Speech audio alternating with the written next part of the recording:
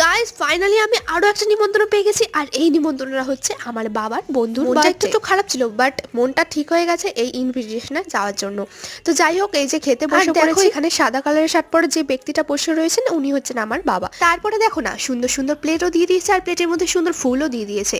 তো যাই হোক, তারপরে ডিমের ডেভিল দিয়ে গেল, আর ডিমের ডেভিলটা দিতে না দিতে লাস্টে দিয়ে গেছে একটু স্যালাড, যেটা কোনো কাজে আসেনি আমার ডিমের ডেভিল খাওয়া হয়েও গেছে। তো তারপরে দেখো না, এই যে দিয়ে গেছে গরম গরম একদম নান, আর সাথে একদম নানটা নিয়ে তো কোনো কথাই হবে না, পুরো খাস্তা হয়েছিল, আর একদম মানে চানার সাথে খেতে একদম পারফেক্ট লাগছিল।